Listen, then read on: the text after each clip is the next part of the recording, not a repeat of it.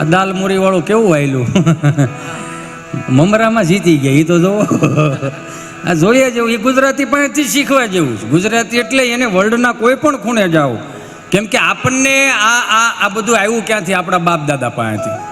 અલ્પેશભાઈ, આપણા બાપ દાદા પાસેથી એટલા માટે કે એણે ખોળે બિહારીને બધી વાતો આપણા કાનમાં કીધી, એના અનુભવો આપણા કાનમાં કીધા. તમે જોવો તો ખરા, મમતા દીદી ગોયતા નહીં જડે હવે. આ જોયા જેવું, આમ અશક્ય, આમ કેમ કે ભોળોનાથ પ્રસન્ન થયો એવું થઈ ગયું કહેવાય. ગુજરાતીને ઓળખવો અઘરો બહુ. હમણાં એક ટેન્ડર ભર્યું છે એક ભાઈએ, 3 જણાએ ટેન્ડર ભર્યું. મહારાષ્ટ્રની સરકારને એક નદી ઉપર પુલ બનાવવાનો હતો, ટેન્ડર ભર્યું. ગુજરાતી કોને કહેવાય એની ખાલી વ્યાખ્યા આપું. એમાં મહારાષ્ટ્રવાળાએ એક ટેન્ડર ભર્યું, એક તામિલનાડુવાળાએ ટેન્ડર ભર્યું. ને એમાંનો કોક આપણો ગુજરાતી બગસરા તાલુકાનો હશે, આજુબાજુના ગામડાનો, એને ટેન્ડર ભર્યું. તો મહારાષ્ટ્રની સરકારના જે કંઈક મેન હશે એ ટેન્ડર લેવાવાળા એને એમ કીધું કે તમે ત્રણેય વારાફરતી આવજો. એમાં પહેલાં મહારાષ્ટ્રવાળો ગયો. મહારાષ્ટ્રવાળાએ બેહેરા આમાં ઓલા સાહેબે કીધું કે આ અમારે પુલ બનાવવો છે નદી ઉપર, એમાં કેટલા રૂપિયા લાગશે? તો કે 250 કરોડ રૂપિયા. કેમ 250 કરોડ રૂપિયા? એ કે સાહેબ 250 કરોડ રૂપિયાનું માલ મટીરિયલને ખાલી બધું મજૂરીના જાહે, કે તમે આમાં કંઈ નફો નહીં રાખો? એ કે નહીં, મારે ખાલી ને ખાલી ફક્ત ને ફક્ત મહારાષ્ટ્રની સેવા કરવી છે. એ કે સારું, વાહ ભાઈ વાહ, તમે જાઓ, અમે ફોન કરશું. તામિલનાડુવાળો આવ્યો, એને ટેન્ડર ભર્યું હતું. એને પૂછ્યું આ પુલ બનાવવામાં કેટલા રૂપિયા લાગશે? એ કે 500 કરોડ. કેમ એટલા બધા 500 કરોડ રૂપિયા? એ કે સાહેબ 450 કરોડ રૂપિયા તો માલ મટીરિયલને મજૂરીમાં વ્યાજ હે. એ કે સરસ, 50 કરોડ. એ કે સાહેબ મજૂરી કરી હોય તો 50 કરોડ મારી હાથમાં રહેવા તો જોઈએ ને. એ કે વાહ વાહ, સરસ, વિચાર સારો છે, હાલો તમે જાઓ, અમે તમને ફોન કરીશું. એમાં આપણો ગુજરાતી બગસરા તાલુકાનો એને બોહેરો હામો. એ કે ભાઈ આ અમારે નદી ઉપર પુલ બનાવવાનો છે, કેટલા રૂપિયા લાગશે? ગુજરાતીઓ. એ કે 1000 કરોડ રૂપિયા. બોલો ખુરશી ઉપરથી ઊભો થઈ ગયો. કેમ 1000 કરોડ રૂપિયા? એટલા બધા હે ને? એ કે સાહેબ 250 કરોડ તો પેલા તમારા. હે કે 250 કરોડ પેલા તમારા, બીજા કે 250 કરોડ મારા. તો કે પુલ કોણ બનાવશે? એ કે ઓલા તામિલનાડુ વાળાને આપી દો. એ ડેલી હાથ દઈને વીએ એ આપણે આનંદ ગમે ત્યાંથી આવે, મોજના તોરા ગમે ત્યાંથી છૂટે. અમારા ગામમાં એક જૂના પેલા એક ડૉક્ટર હતા, મને હમણાં 4 મહિના પહેલાં ભેગા થયા. મને કે હિતેશ ક્યાંક હવે દવાખાનું ગોત દે, હવે અહીં કંઈ 10 રૂપિયાના ટીકડા દીધે આપણું કંઈ ઘર હાલે એમ નથી. મેં કીધું કાંઈ વાંધો નહીં, હાલો સુરત વી આવો. સુરત એને જગ્યા ગોતી દીધી, મીઠી ખાટી લીંબાયત. કોઈ ન જોઈ હોય તો એકવાર જોઈ આવજો, જોયા જેવી છે. એ મીઠી ખાટી લીંબાયતમાં એને દવાખાનું ગોતી દીધું.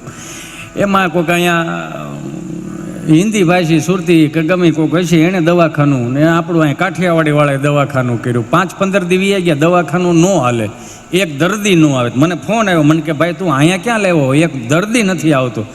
મેં કીધું જો ભાઈ આ સુરતની માટી એવી છે ને, એને ધૂળ પાણા વેચીને કરોડો કમાણા. તારી પાસે એ તો અનુભવ છે, કંઈક અનુભવ લગાડ. મને કે કઈ રીતે? મેં ગમે કોઠાવીસ વાળા માણસ છે, ચાલુ કરી દે.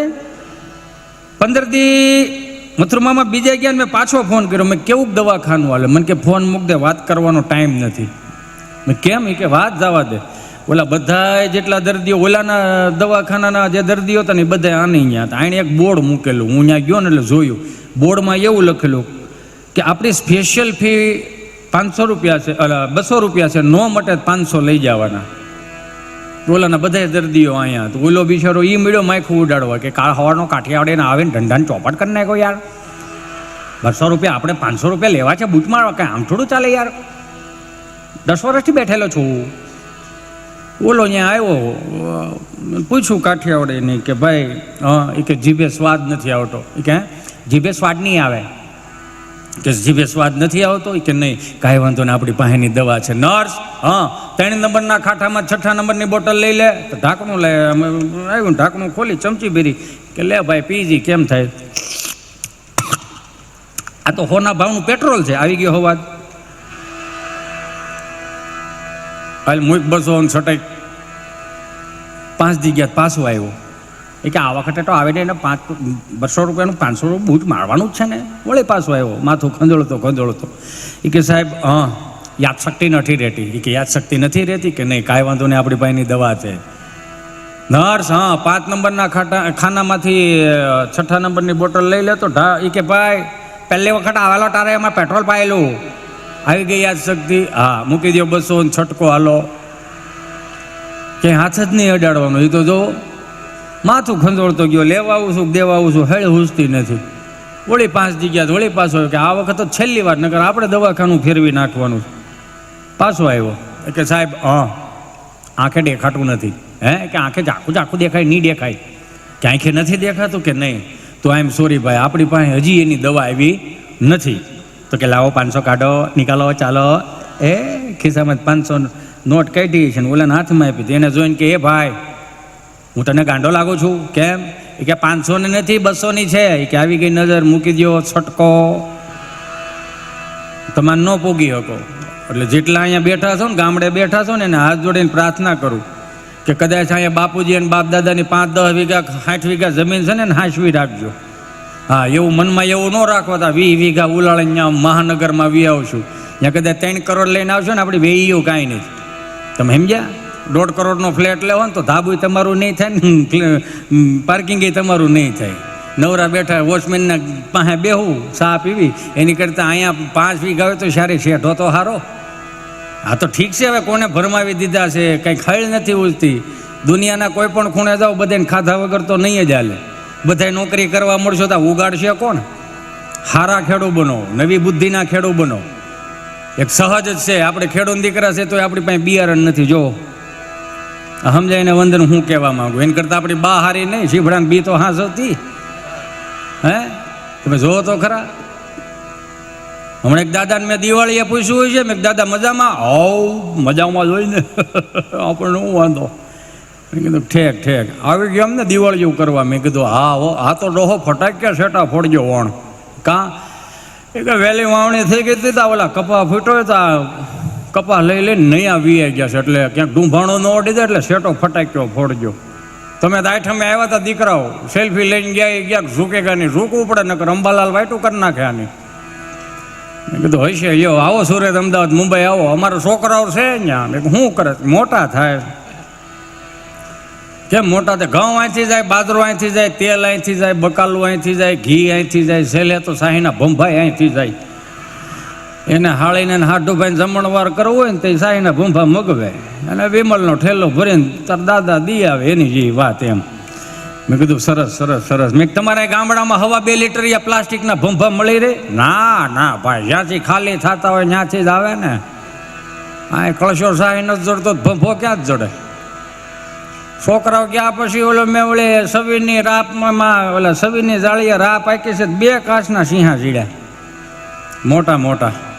હું તો ફોડી નાખતો હતો, ત્યાં ડોશીએ કીધું ભલે રહ્યા શીફડાને બી ભરવા થાહે. એકમાં શીફડાને બી ભર્યા ને એકમાં વળી મુખવાસ ભર્યો ને એમાં ઓલા સ્ટોન સોટાડીને ત્યાં બાજુવાળા જમનામાં ભાળી ગયા છે. હે કાંગા, આવા હારા સિંહા ક્યાં થયા? તો કે ખબર નહીં, તમારા ભાઈનું ત્યાં વાડીએ કાંઈ હાથી હાંકતા 2 સિંહા જીડ્યા હતા. તો કે હવે આવા જડ્યા તો કહેજે ને કે હવે આવા ન જડ્યા, દિવાળી ઉપર વધારે જડે. અત્યારે નહીં જડ્યા, અત્યારે ઘણું નહીં જડ્યા. ત્યાં સારું કર્યું દાદા, હું કહેવાનો જ હતો હો તમને. એમાં અહીંથી બોલું એટલે બોલું રેડિયા જેવું સંભળાય. પધારો.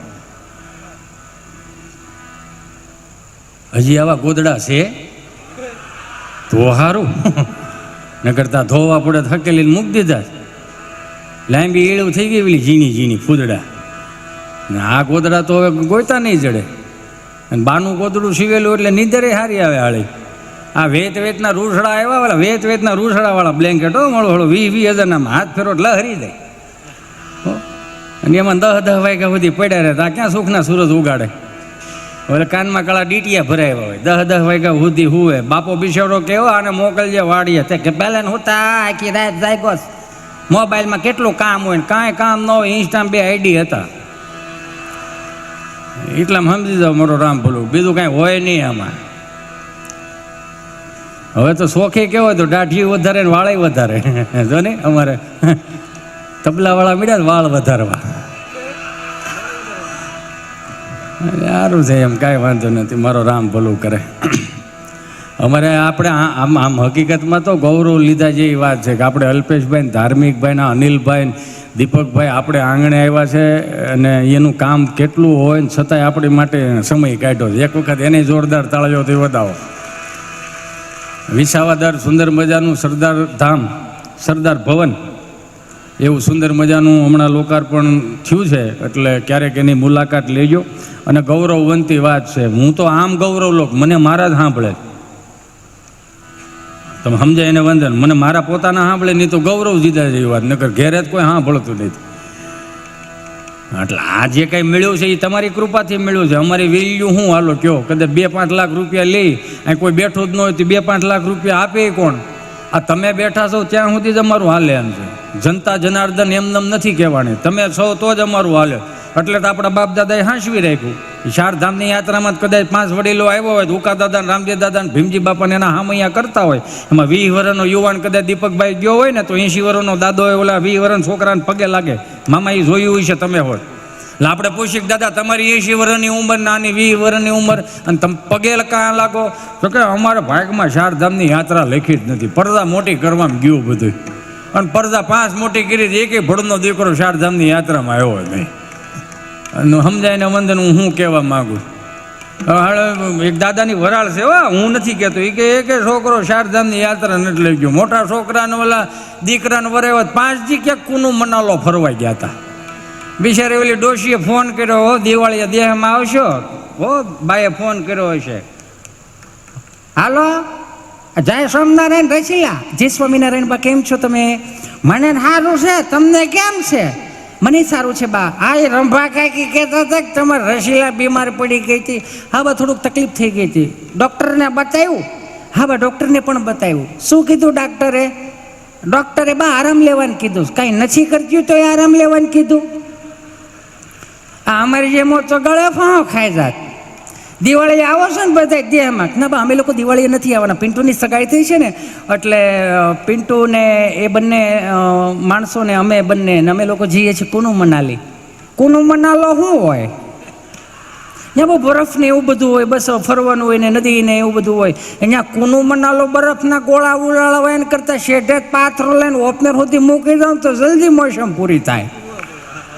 અહીંયા ફરવું તો આવો તો સારું, બીજું હું ન કરજો. હું મોહનથાળ બનાવી નાખું, જારણ ગાંઠિયા ને ફાફડી ને બધું બનાવી નાખું. છોકરાને થોડા પડે કાં પેટ ભરાય. બસ તમને ન ખબર પડે? હે એ તમને ન ખબર પડે? અમને શું ન ખબર પડે? 5 રંટા જેવા મોટા કર્યા પછી ખબર પડે. પાસે બેહોટ ખબર પડે ને અમને. એ દાદાએ મને તમને શીખવાડ્યું ચારધામની યાત્રામાંથી. કેવા દાદા?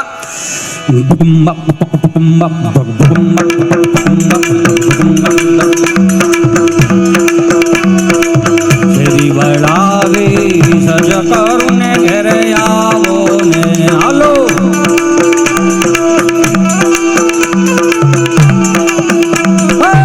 શેરી વળાવી સજ કરું ને ઘરે આવો ને કાંઈ શેરીએ પથરાવો વાલમ ઘરે આવો ને.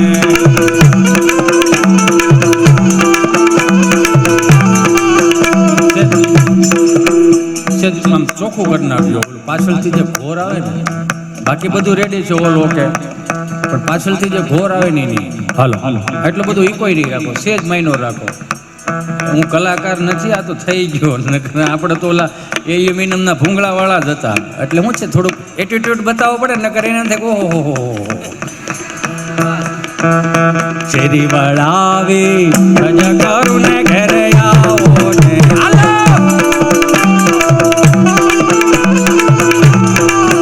કાંઈ શેરીએ પથરાવું ફૂલ વાલમ ઘરે આવો ને.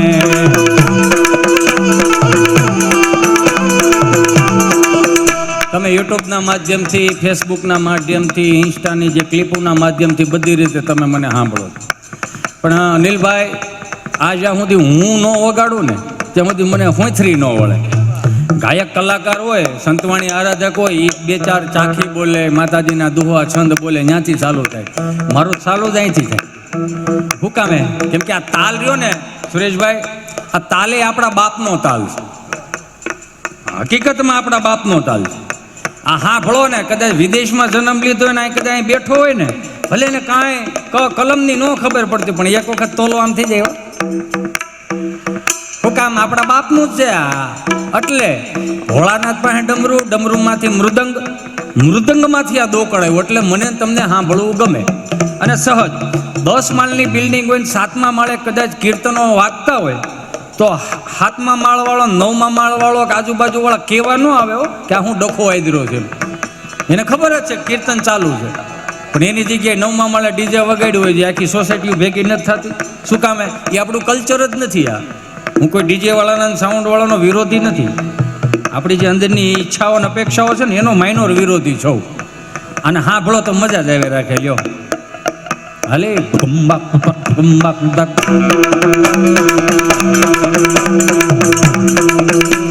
અત્યારે સીધું સલતી ઉપાડ્યું વાલા. એ બા શેરી વળાવે સજાકારું ને ઘરે આવો ને હાલો.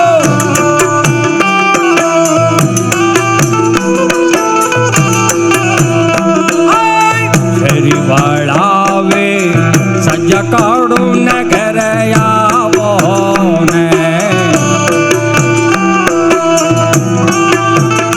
એ 5-15 દી કદાચ અહીંયા બેઠેલા બધાને કહું, 5-15 દી કદાચ આઠમે કે 11 કે દિવાળી ઉપર કદાચ આપણો કુટુંબ બેનું ભાણીક્યું બધા ભેળા થાય ને, એક આમ મસ્તીનું આમ રાઉન્ડ કરીને વૈશમાં કીર્તન વગાડવા. શું કામ? હવે આ એક છેલ્લું વધ્યું છે આપણી પાસે, અને આ છેલ્લું સ્ટેજ વધ્યું છે કે અહીંયા આ છેલ્લા સ્ટેજ એટલા માટે છેલ્લું કહું છું કે હવે આની પછી આગળ કંઈ છે નહીં એમ. કેમ કે હતું એ બગાડી નાખ્યું આપણે બધા ભેળા થઈને, અપેક્ષાઓ ઉપેક્ષાઓ રાખીને. માંડ આમ હજી આમ હાલતું હોય ને, આમ ચીઠી આવે ને આપણને એમ થાય ચોથા ગેરમાં નાખી દીધી ને ચીઠી આવે. લ્યો તો ચીઠી આવે તો આપણને એમ થાય કે હિતેશ અંટાળોનો કંઈક જૂનો જોક્સ ભૂલાઈ ગયો હોય છે.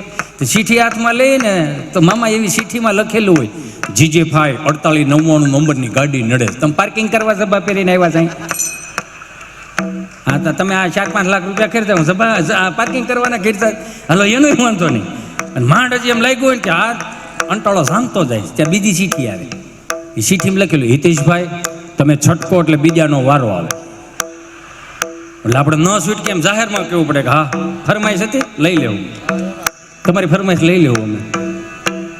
એટલે કહું આને સાંભળો ને તો મજા આવે. 5-15 દી વાડીએ ખબર નહીં કેમ મારો રામ ભલું કરે. હું એ પ્રકારનો જ માણો, મારો ભૂતકાળ બહુ ખરાબ. જાહેરમાં કહી દઉં મારું ઉપાધિ જ નથી, સમજ્યા? અને કદાચ આ નહીં પણ હાલે તોય બાપુજીને 16.5 વીઘા છે, ખેડીને ખાવું. કાંડા ક્યાં ભાંગી ગયા? 250 મણ ઘઉં છે. આ ખાવાવાળા 4.5 જણા, ગમે એ ખૂણે જ ખાવાનું ખૂટે જ નહીં. તો બી કોઈ ને એમ કે હાલો હિતેશ પોચું ધીમું જોખીને બોલવાનું. ના ભાઈ, આમાં કાંઈ ન હોય. આમાં કાંઈ ન હોય. તમને મજા આવે એટલું બોલવાનું હોય, બસ એ જ વાત સાચી. સનાતન સંસ્કૃતિની વાતો ગમે એટલે બસ બીજું હિતેશ અંટાળાને કંઈ જોતું નથી. કેમ કે આ વસ્તુ રહીને હવે રેર થઈ ગઈ છે, બહુ ગોતી નથી જડે એમ. તમે જુઓ વગાડવાવાળા એ બહુ ઓછા થઈ ગયા છે.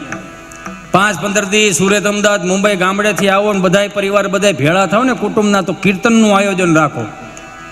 અમુક જે ઘેરે કીર્તન નથી કરતા એટલે તો વાડીએ કીર્તન કરે છે, વગર તબલે ને વગર મંજીરે. જેટલા દિવસે નો એટલે રાત્રે વાડીએ હોય. મારો રામ ભલું કરે હો. પ્રોગ્રામ આની વાડીએ કરે, ફોતરા આની વાડીએ નાખે. પણ કોકને ખાતીમાં શું કામ કાળા? એટલે તમે સમજો નહીં, એ ગાંઠિયાના જ પ્રોગ્રામ કરે, એવું છે નહીં. જે છે ઢે અડદની દાળ ને બાજરાનો રોટલો ખાય ને 60-60 વીઘા હાંસવી, એ હાંસવી છે ને એ હાચવણીની એક ઓરા હોય. તમે જોજો ઓરા એટલે હું તમને કહું કે કોઈ પણ આપણે બેન દીકરી નાની હોય કે કોઈ છોકરો નાનો હોય એને તમે બહાર ગમે અહીંયા લઈ જાઓ છો, જેટલો બહાર રમે ને એનાથી હવાઈઓ આપણે ફળિયામ રમે હો, ધૂળમાં રમે. શું કામ? આ બાપ દાદાની જે કીર્તન ને જે માળાઓની બધું ફેરવું ને એમાં એ પરસેવા સ્વરૂપે પડ્યું, એટલે છોકરાઓને રમવું ગમે. અને આપણા મગજમાં કોણે નાખી દીધું છે કે હાલો નાથી નોખા થઈને સુરત જાય, છોકરા હસવાય, મહેમાની હસવાય. હા આવો ને, આપતા ભરો, હાલો બધા ભેળા થઈને. તમે એકલા રહી જાઓ, નકર અહીંયા વાહે રહી જાઓ, હપ્તા ભરો ખબર પડે તમને કેટલી વીએ હો થાય. એ હખનો ખાવશો ને તો હખનો ખાઈ ગયો. વાડે દૂધ જીવ ટીંગાતું હોય ને તો કાપીને એનું શાક થાય, ત્યાં તમારે એ લેવા જવું જોઈએ. હું કોઈ મહાનગરની અવગણના નથી કરતો, પણ ખાલી એટલું કહું કે આપણે ખાલી 3 વસ્તુ ઉપર જીવન જીવવાનું છે જે આપણા બાપ દાદા જીવી ગયા. એ પહેલું મતિ, એનું કોઈ દી મતિ ન બગડી, બીજું એની નીતિ ન બગડી, એની વૃત્તિ ન બગડી. આ 3 વસ્તુમાં જીવી ગયા ને એટલે જ મને તમને ગમે છે, એટલે તો આનંદ આવે ને. આ બીજી નગર ક્યાં આનંદ લેવો, ક્યાં ભાઈ ગયા કાકા? હા બસ બે જાવ, હા બસ એમ બે જાય. એમ ભાગવાનું થોડું હોય. આપણે અહીંયા મામા તાણ કરવાનો રિવાજ નથી. બેહો બેહો એમ તો કહીએ ને આપણે, એટલું તો કહી શીખી ને. એમ તમે પૈસા ખર્ચા છે મજા નહીં ગયો. આ તાલ એટલા માટે મારે કેવું છે, પશ્ચિમી સંસ્કૃતિનું અનુકરણ આવ્યું ને એમાં વાદ્યો બેહી ગયા. દાખલા તરીકેની વાત કરું, જૂના તાલ હતા ઉસ્તાદ,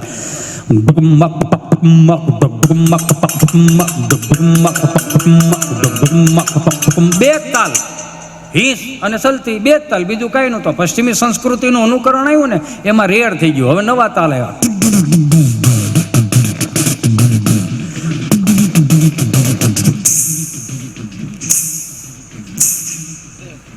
નવા વાદ્યો આવ્યા.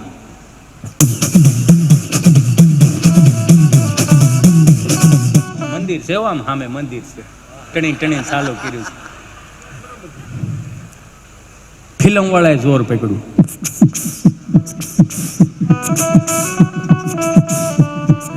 લેલા નથી ખબર પડતી, મંદિર છે એમ તો કહું છું. અને હવે તો નવી પેઢી અમારો રામ ભલું કરે, બે હાથ જોડીને પ્રણામ કરું, દાંટ વાળ્યો.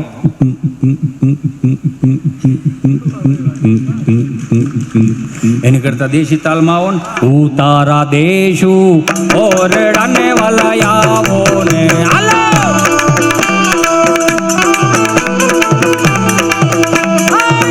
તારા દેશુ